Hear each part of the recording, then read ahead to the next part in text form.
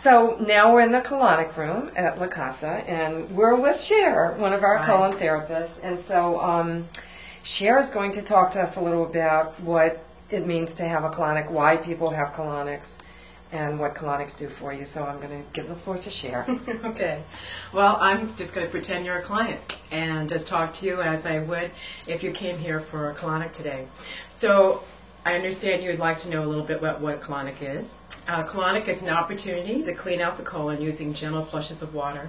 The water is filtered. It comes through the tank. It comes down through the tubing and into the body through what's called a speculum. The speculum is a shorter tube inserted into the anus about 3 inches. It has 2 openings to accommodate the inflow tube and the outflow tube that's attached to the drain. I usually massage the feet, the lower back, and abdomen to help the body to relax, help the body to release more easily and effectively.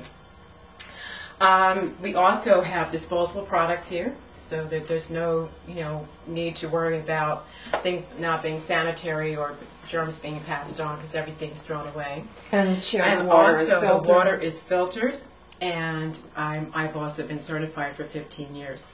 So I've been doing this a long time, and I have had many, many questions that have been put to me by various people coming in with many different concerns about colon therapy. One of them is who is appropriate to get a colonic. And really, unless there's a health condition that makes it contraindicated, actually colon therapy is appropriate for most people. The purpose of it can be manyfold. One of them is to help to prevent problems with your colon in the future and to make it a part of what I call a colon management system.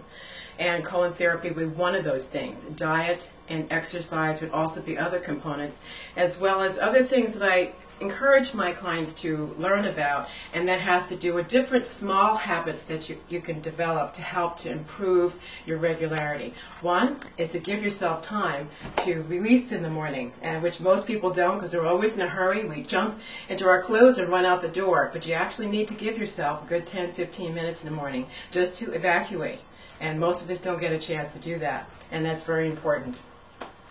Other things would be also elevating your feet when you go to the bathroom. The way that the conventional toilet is made to be a throne to defecate on. And it was made for the European royalty. And they would ask their inventors to please develop a system to go to the bathroom that they could defecate on, a throne to defecate on, basically. And so that's why the American or this style of toilet is popular in this area.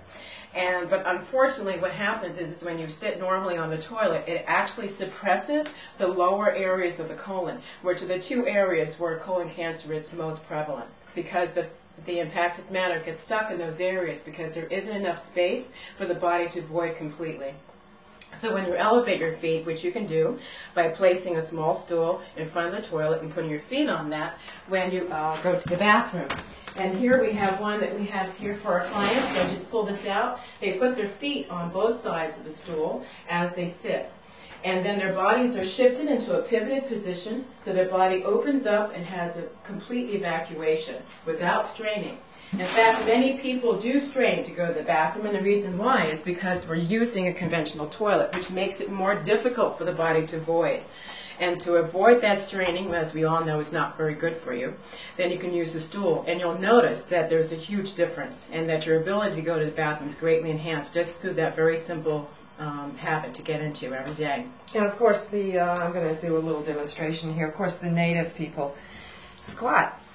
And this is how they have their bowel movements because they're naturally in the right position. And I'm so old that it was 40 years ago, the first time I went to Europe. But all through Europe, they just had little drains, on the floor. And this was supposed to be how you did it. One of the other concerns that people ask me about is eating and how to prepare for a colonic and also how to eat when the colonic is over, and basically how to eat in general. What kind of lifestyle should they adopt as far as the proper foods to eat. And what I do is I go over what the person normally eats on an everyday basis, and then I also look and see what's going on in the tube as the body is releasing toxins, impacted fecal matter, They may have parasites or bacteria, and they may have problems with their colon, such as either diarrhea, or they may be having problems with constipation, or they may be having problems with gas and bloating. And we try to address these things through diet. And I also go over an exercise program for them and see what they can add to their already existing program, if they have one, that might enhance the effectiveness of their colon and the health of their colon, such as doing Pilates, yoga. There's a number of different positions that you can do that help to strengthen the abdominal walls and help to open up the colon. In addition to colon therapy here, we also have some... let me jump in and say that I'm going to do another one of my little demos. If it goes in this way, it's got to come out that way, that everything that goes in has to come out. And so if you're eating 3 meals a day and you're not having 3 bowel movements a day, you're constipated. The minimum that anyone should have is 2 a day. So we get calls a lot from people who say, well, I have a bowel movement every other day. Yeah, I'm in pretty good shape. This is not good shape. This is constipation. And constipation is a very serious problem for health reasons, because